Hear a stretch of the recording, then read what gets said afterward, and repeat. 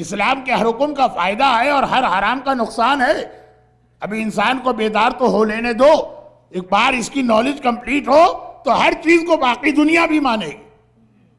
Incomplete ہے اس لیے problem آ رہے ہیں. Knowledge incomplete.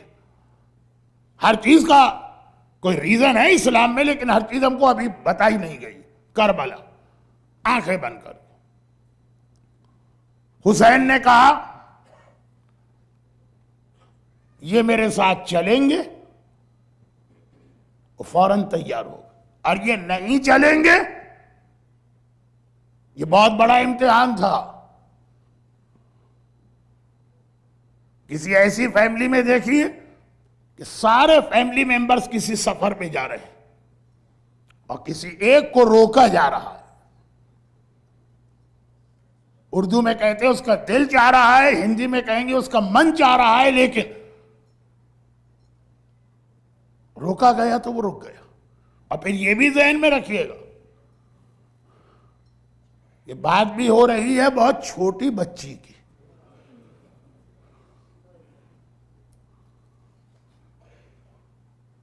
28 رجب،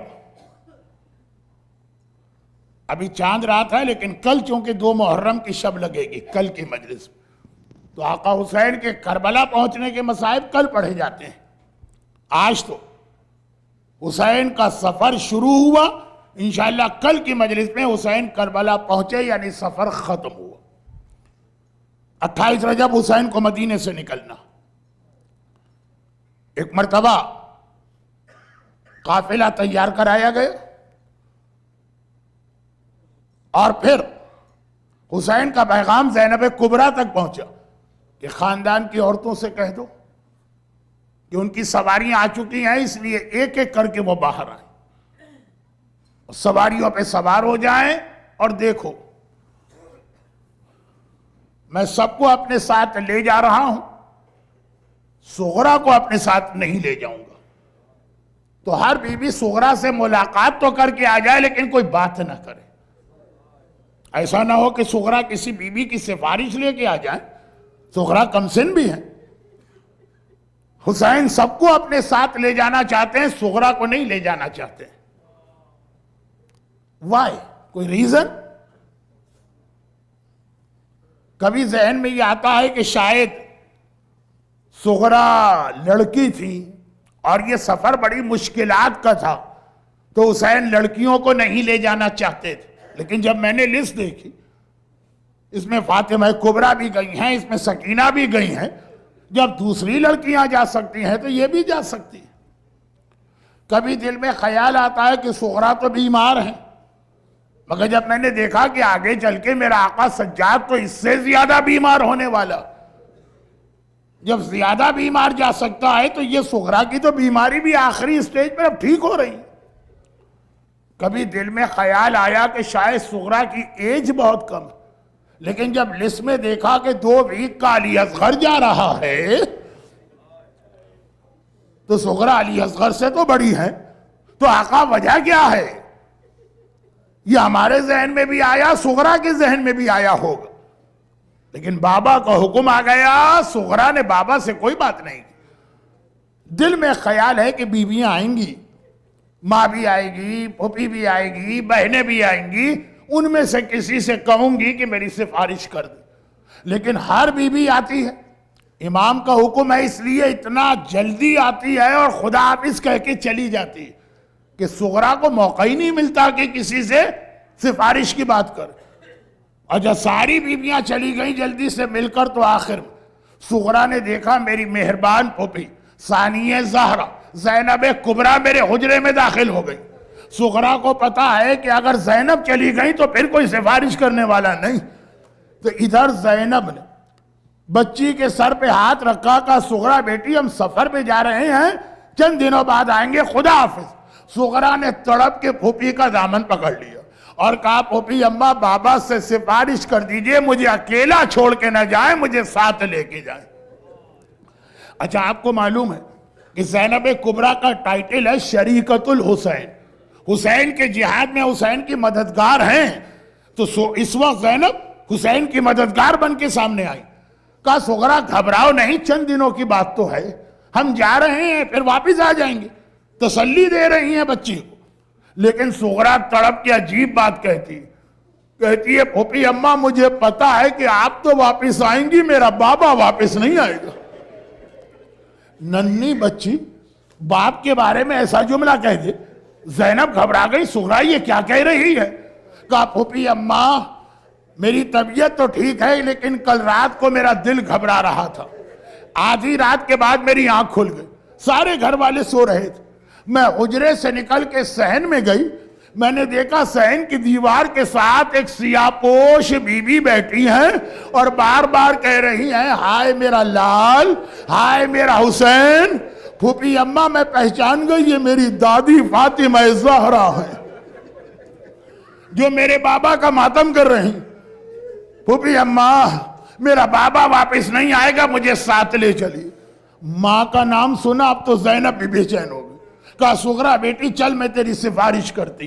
یہ کہے کہ صغرا کو لے کے حسین کے حجرے میں آئی۔ حسین نے دور سے یہ منظر دیکھا، ابھی زینب نے کچھ کہا بھی نہیں تھا، حسین نے روک دیا۔ حسین نے کہا زینب میں سمجھ گیا صغرا کو لے کے کیوں آ رہی۔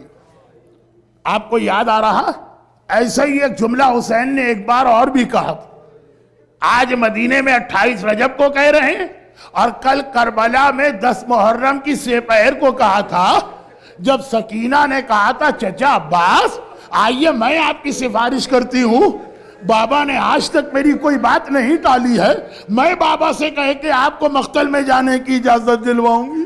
اور وہاں بھی حسین نے کہا تھا سکینہ عباس کی سفارش نہ کرنا، لیکن وہاں جملہ کچھ اور تھا، سکینہ اگر چچا کی ابھی سفارش کی بعد میں چچا بہت یاد آئے گا، جب تماچے لگ رہے ہوں گے، جب بدن پہ کوڑے پڑ رہے ہوں گے، یہی چچا یاد آئے گا جس کی سفارش کر رہی ہے۔